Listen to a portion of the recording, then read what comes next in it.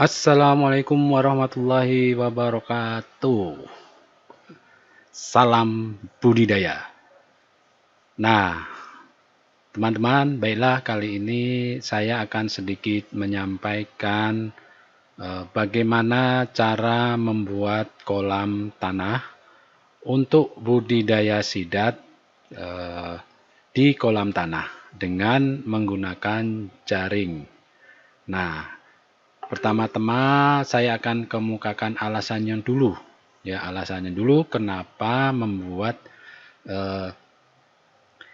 kolam tanah ya untuk pelihara budidaya sidat kemudian di dalam jaring. Nah, alasannya yaitu pada dasarnya sidat itu hidup di alam di muara sungai atau di sungai-sungai. Nah, untuk itu untuk mendekatkan budidaya sidat ini dengan saat dia hidup di alam, maka kami dari The Fish ya membuat budidaya sidat ini di kolam tanah dengan tujuan untuk mendekatkan dengan habitat aslinya.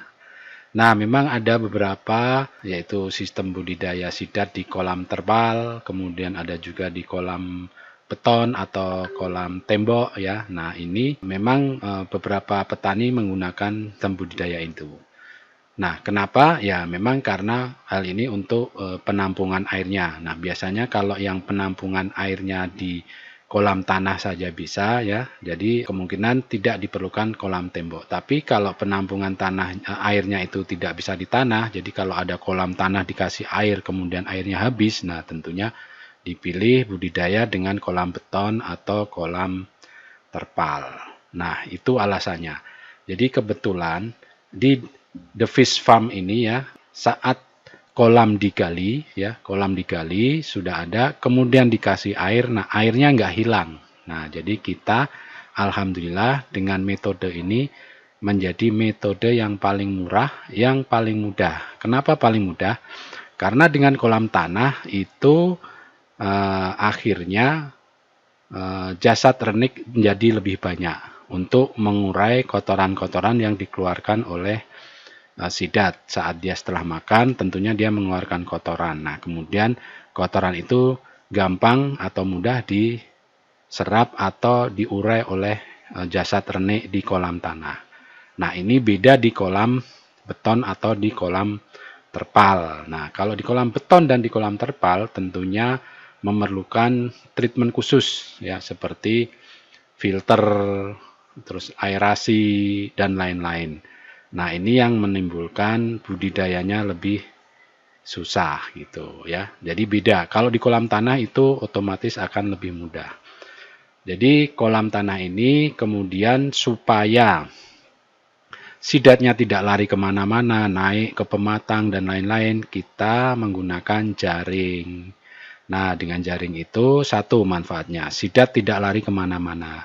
Kedua, bila ada banjir ya masih bisa ditahan oleh jaring. Nah, yang ketiga, menghalangi predator masuk ke dalam kolam. Karena kalau sudah ada predator masuk ke dalam kolam, untuk kolam-kolam yang besar akan sangat susah ya mengeluarkan predator tersebut, terutama ular. Ya, jadi selain menahan banjir dan lain-lain ya, juga menahan predator.